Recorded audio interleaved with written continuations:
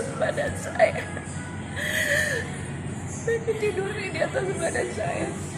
Boneka yang selalu dia peluk di baju saya ada di pelukan saya setiap malam. Oh Tuhan.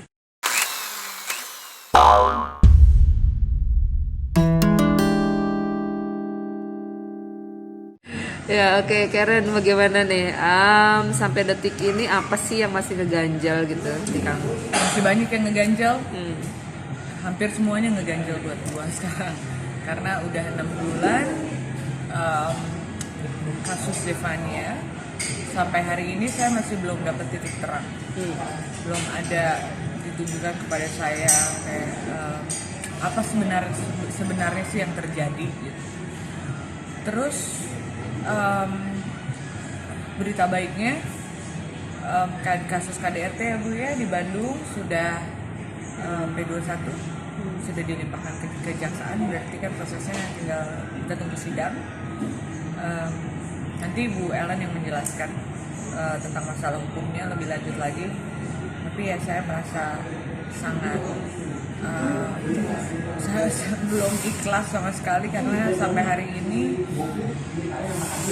belum ada keadilan. Dan begini, orang bisa ikhlas, banyak yang bilang Karen ikhlasin.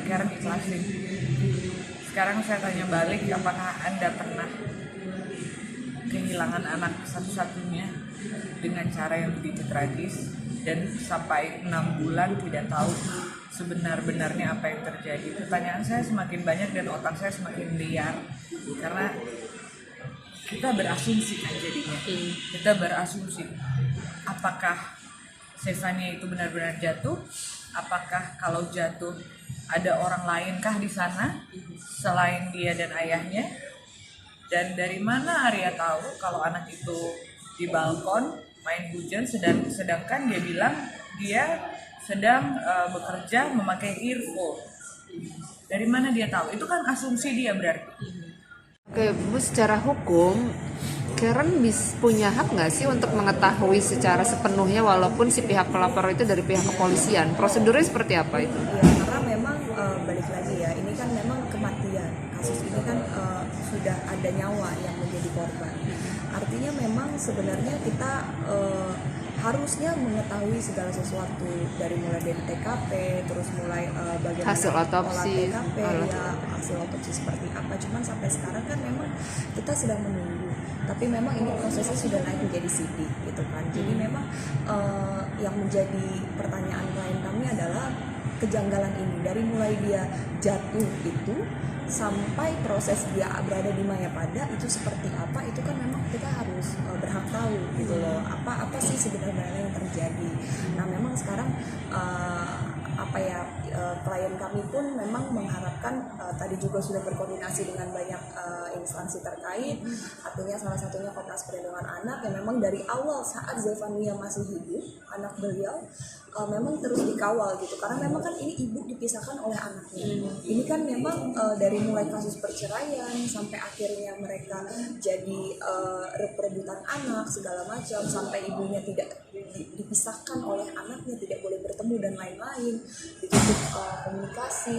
Jadi memang ketika ditemukan, ketika dikabarkan anak ini sudah tidak ada, sudah tidak bernyawa.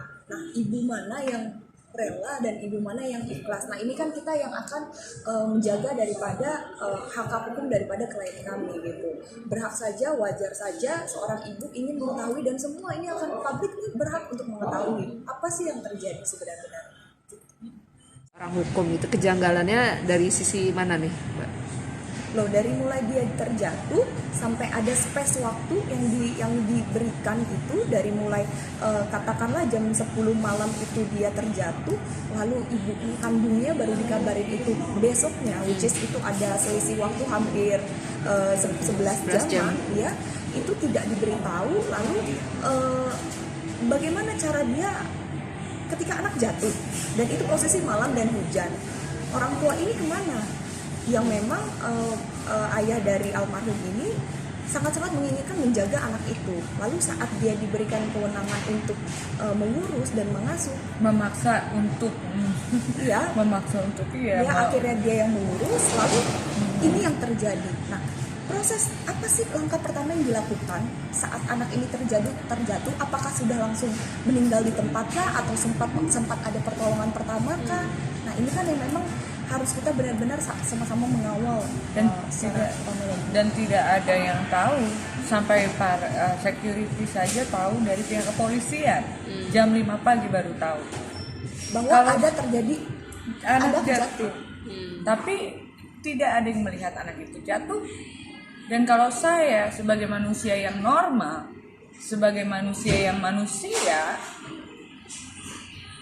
kalau saya lihat, jangankan anak saya, anak orang lain jatuh, saya akan teriak dan saya akan bawa langsung, atau gimana pun kalau tidak ada pertolongan, saya akan melakukan pertolongan pertama untuk bawa ke rumah sakit.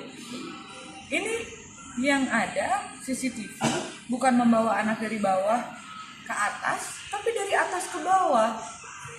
Jadi anak saya jatuh, siapa yang lihat? Cuma dia aja yang lihat. Dan apakah ada orang lain lagi? Di dalam situ saya nggak tahu. Ini masih jadi pertanyaan. Pertanyaan saya kan jadi liar. Kalau mereka mau menjelaskan saja, kalau mereka cukup sportif, kalau mereka bukan orang yang penakut untuk memberitahu saya, kalau mereka bukan orang yang, sorry, gue harus pakai istilah ini, Kalau coward. ya. Sorry ya, coward. Kalau mereka tidak coward, coward itu adalah pengecut, Loser. ya. Beritahu saya malam itu juga. Ya. Apa yang direncanakan selama 11 jam itu untuk memberitahu saya? Dan Tidak ada diberitahu oleh keberanian. orang lain ya. Diberitahu oleh kepolisian. Dan kalaupun wajar juga pasti secepatnya diberitahukan ya. Ya dong.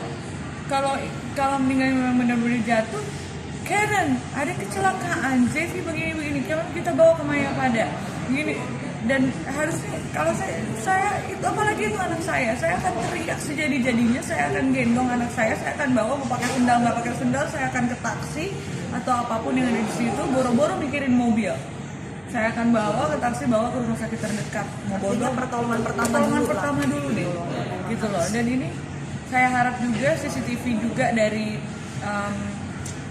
parkir ya, dari parkiran apartemen itu juga bisa dibuka oleh diakses oleh kepolisian juga, siapa yang mengantar, pakai mobil apa, Karena itu seharusnya bisa menjadi bukti petunjuk ya. itu petunjuk. Terlihat terlalu lama nggak sih proses untuk bisa menjadi naik kasusnya ke, kalau ini kan sidik itu bagaimana sih maksudnya? Kalau lama atau tidaknya kan itu memang kewenangan dari kepolisian ya. Kita memang berkoordinasi secara intens pun kita sudah lakukan. Tapi memang mungkin ada yang memang unsur-unsur yang memang dia perlu penuhi dulu dari teman-teman penyidik dan lain-lain ya, kita pun patut hargai gitu. Kita meminta keadilan, tapi bukan berarti kita menyalahgunakan mau mencari keadilan tapi tanpa mau ada peraturan-peraturan yang mereka harus lakukan juga gitu kan ya. Kita sama-sama tetap menghargai, dan bahwa saya tetap di sini bahwa pihak kami dengan klien kami tetap percaya bahwa keadilan itu ada di negeri ini. Sampai 6 bulan ini tuh apa sih yang bisa menghambat? Katakanlah polisi nggak mungkin gitu loh, nggak melakukan penyelidikan dan segala macam. Sekarang sudah naik sidik, tapi karena pelapor tersebut adalah polisi, jadi bukan saya yang melapor, tapi itu hasil temuan kepolisian meninggalnya Zefania. Jadi pelapornya otomatis adalah kepolisian dan mereka yang punya hak penuh. Sampai hari ini saya tidak diinformasikan, ya istilahnya tidak ditunjukkan CCTV-nya. Anak saya hasil otopsinya hanya diceritakan sedikit saja gitu ya, tidak, karena semuanya bahasa medis gitu ya. Ya gimana bisa tenang, gimana bisa ikhlas kalau ada ada omongan dari pihak kepolisian Jakarta Selatan bahwa setelah semua diperiksa, setelah saksi-saksi ahli, kita lihat apakah kasus ini akan dilanjutkan atau tidak. Kalau sampai tidak dilanjutkan ya Bu, kita pasti akan naik ke pra peradilan ya. Karen maksudnya gini, itu kan dari pihak kepolisian ya, terus dari pihak keluarganya si Arya sendiri ada yang disampaikan lagi nggak sih gitu, atau mungkin setelah itu ya udah keterangannya cuma sebatas itu aja gitu? Terus terang saya tidak berharap apa-apa lagi dari mereka ya, karena sudah jelas berkali-kali saya minta untuk menjelaskan kronologi, untuk menjelaskan sejelas-jelasnya, tapi gimana mereka semua ngumpet kan? Ngumpet. Saya bilang ngumpet ya ngumpet. Benar-benar keluarga saya semua di blok. Saya mau bertanya juga, saya juga harusnya kesadaran gitu, bahwa anak ini bukan hanya anak Arya, anak ini adalah anak saya melahirkan dan saya yang mengurus dan saya yang menguburkan anak saya. Padahal jam 1 malam, jam 1:10 saya WA Arya untuk saya minta bertemu anak saya besok, dan benar saya ketemu anak saya besok. Tapi dalam keadaan sudah tidak ada, tidak bernyawa dan matanya masih terbuka. Dan saya harap ya, Bu sebagai ibu kuasa hukum dan ya sangat mengerti hukum lah ya. Dan saya berharap kepada pemerintah, Kementerian PPA dan lembaga-lembaga perlindungan anak dan undang-undang perlindungan anak ini harus lebih dipertajam lagi, karena mau nunggu sampai ada korban lagi, nyawa yang melayang. Iya. Kehilangan anaknya Mbak, itu nggak natural. Kehilangan anak itu harusnya anak yang menguburkan orang tuanya. Ya. Air mata saya ini udah kering. Saya sangat merindukan Zevania.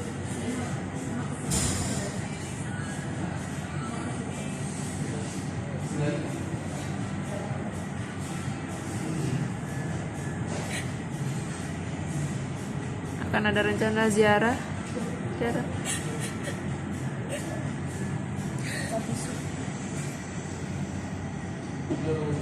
Sangat merindukan. Semakin lama semakin tersiksa. Semakin lama saya semakin mungkin saya bisa gila kalau saya harus terus hidup seperti ini tanpa anak saya. Saya nggak mau anak yang lain, saya hanya mau Zevi.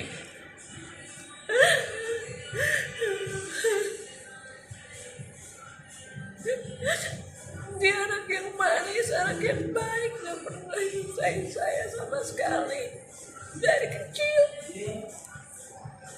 Ya Tuhan,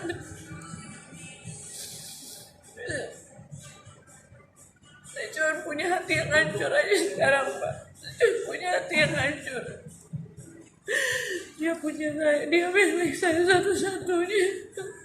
Anakku satu-satunya, dia permata hati saya. Saya hanya bisa ikhlas kalau saya mendapatkan keadilan, benar-benar saya dapat keadilan. Sampai kapanpun kamu akan tembus segala bentuk upaya hukum apa itu?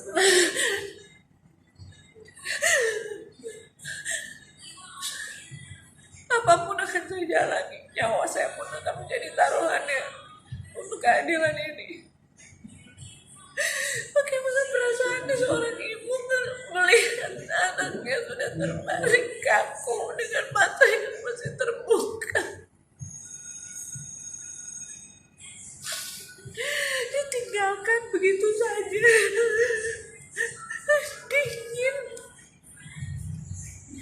Saya peluk dia dalam keadaan tubuhnya sangat dingin. Dia sudah gak ada Mbak, dia udah gak ada. Hidup saya udah hancur, saya udah gak bisa, saya gak punya apa-apa lagi.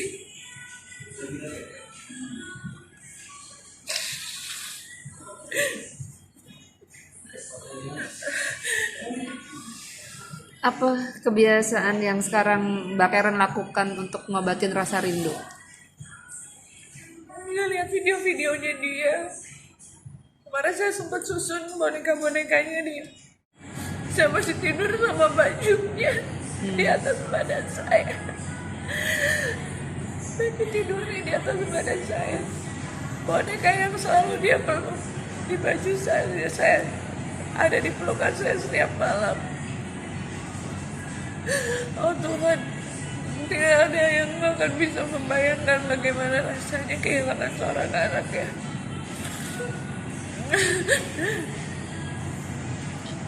Semakin lama hati saya semakin hancur. Waktu berkabung harusnya sudah selesai, tapi saya nggak bisa. Masya Allah, minta. Saya nggak bisa terima kalau anak saya nggak ada. Pernah bermimpi, setiap hari bermimpi dengan almarhum seperti itu, Mbak Karen? Ada beberapa mimpi, tapi itu personal antara saya dan anak saya banget. Udah. Mbak Karen sampai Udah terlalu lama saya menantikan keadilan. Saya minta tolong dan jangan pernah ini terjadi sama ibu-ibu yang lain karena ini sangat berat. Saya tukar nyawa saya sekarang juga untuk dia.